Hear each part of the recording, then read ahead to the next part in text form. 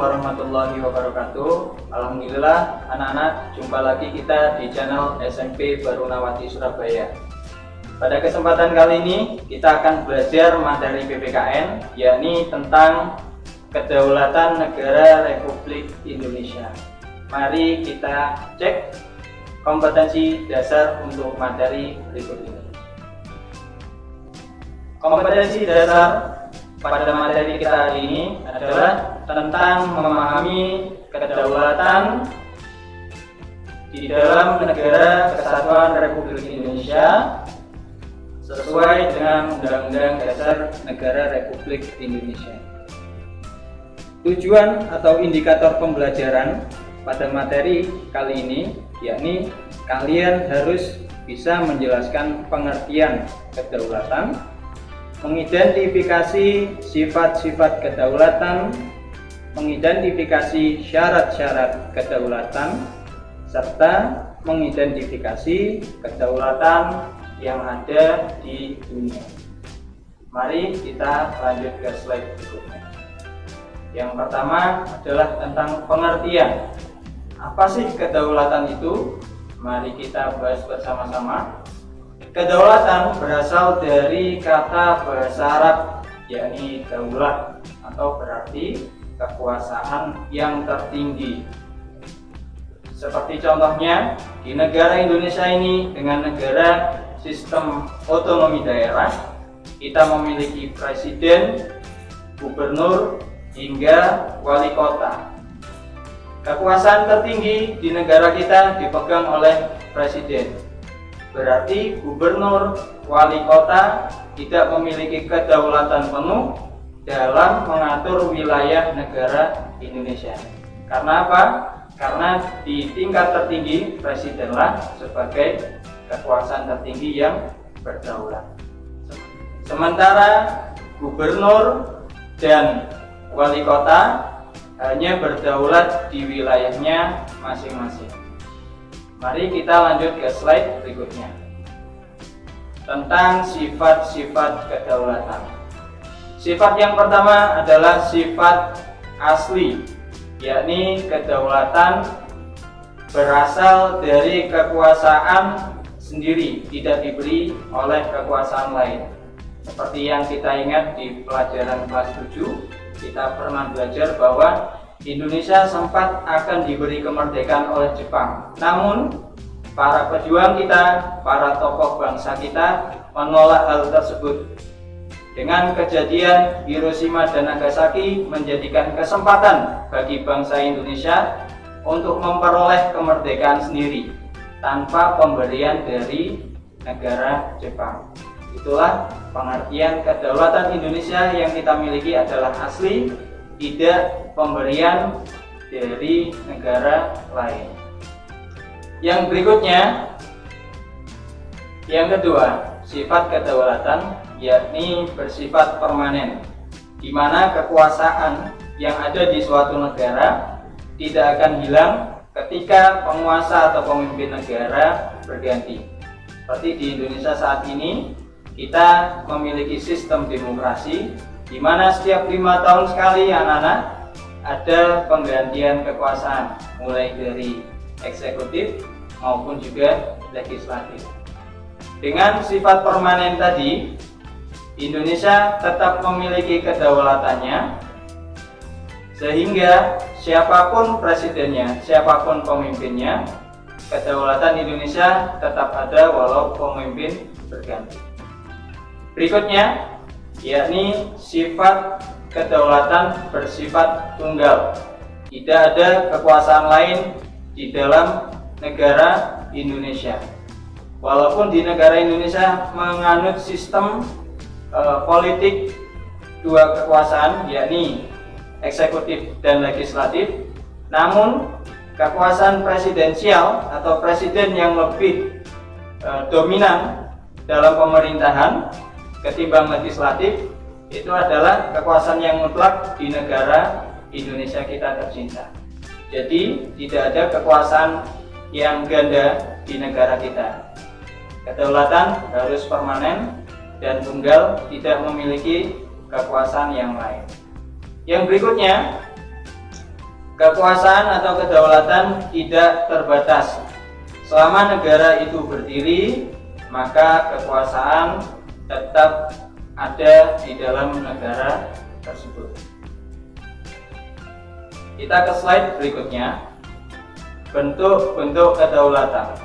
Yang pertama adalah kedaulatan ke dalam, di mana sebuah pemerintahan berhak dan memiliki wewenang untuk mengatur jalannya pemerintahan yang ada di negara tersebut. Setiap pemerintah juga memiliki kewenangan untuk mengatur warga negaranya yang ada di wilayahnya. Sementara kedaulatan keluar, yakni setiap negara memiliki hak serta kewenangan atau kebebasan untuk berhubungan dengan negara lain, entah itu kerjasama ekspor dan impor atau kerjasama dalam bidang yang lain. Itu bentuk kedaulatan. Berikutnya tentang teori kedaulatan yang ada di dunia. Kita kenali bersama-sama teori kedaulatan di dunia ada 5. Yang pertama, teori kedaulatan Tuhan. Teori kedaulatan Tuhan ini adalah teori kekuasaan yang sudah cukup lama dan pada saat ini mungkin sudah hampir punah. Namun bisa saya berikan contoh kepada kalian tentang teori kedaulatan Tuhan yang ada di negara Jepang khususnya. Pada negara Jepang dikenal sebagai negara matahari. Di sana rakyat-rakyat Jepang mempercayai tentang adanya dewa matahari, sehingga dalam kepercayaan mereka dewa matahari memiliki anak, yakni dijadikan sebagai seorang raja atau kaisar di negara Jepang tersebut, di mana kaisar tersebut wajib dituruti oleh rakyat-rakyatnya. Sebagaimana presiden, seorang kaisar berhak mengatur wilayah yang ada di negaranya. Yang kedua, yakni kedaulatan raja. Kedaulatan raja sempat menetap di Indonesia sebelum kita merdeka.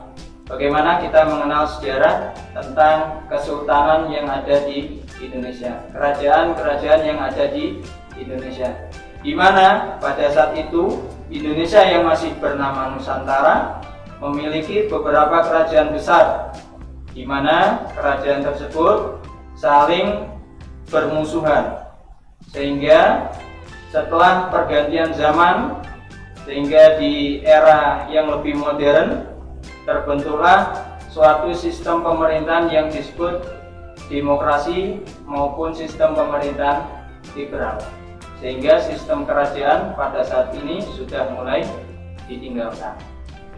Pada era modern ini masih terdapat kedaulatan raja, salah satunya di negara Brunei Darussalam, dan juga negara Arab Saudi maupun di negara Eropa, yakni negara Inggris. Yang berikutnya adalah tentang kedaulatan negara. Kedaulatan negara adalah suatu kedaulatan di mana masyarakat dalam wilayah tertentu memberikan kekuasaan penuh terhadap negaranya untuk mengatur kegiatan hidup mereka dalam bermasyarakat.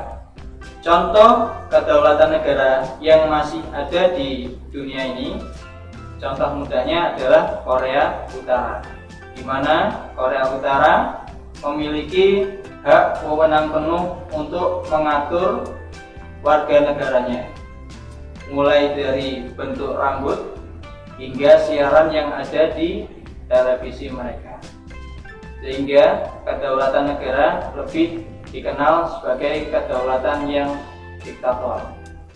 Berikutnya yakni kedaulatan hukum. Contoh kedaulatan hukum di mana hukum dalam suatu wilayah atau dalam suatu negara dijunjung tinggi dan diikuti oleh seluruh warga negara. Kedaulatan hukum ini adalah kedaulatan yang kita anut, yang bangsa Indonesia anut hingga saat ini. Sehingga setiap gerak-gerik masyarakat Indonesia terbatasi oleh peraturan-peraturan yang ada di dalam undang-undang. Sehingga masyarakat tidak boleh sewenang-wenang dalam melaksanakan kegiatan berwarga negara. Berikutnya, yang terakhir, kedaulatan rakyat.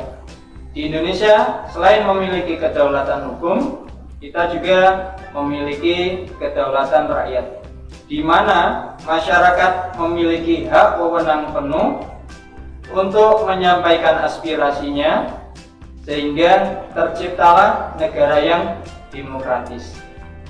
Contoh konkret dalam kedaulatan rakyat ini adalah adanya pemilu di negara kita tercinta ini, serta terpisahnya kekuasaan menjadi 3 bagian.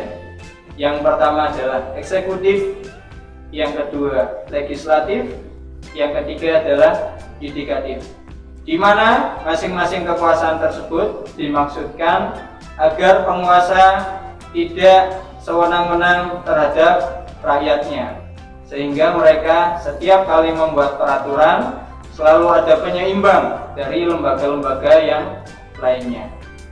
Demikian apa yang kita pelajari hari ini tentang kedaulatan negara. Semoga bermanfaat. Selanjutnya untuk link tugas silakan kalian cek di classroom masing-masing. Terima kasih. Assalamualaikum warahmatullahi wabarakatuh.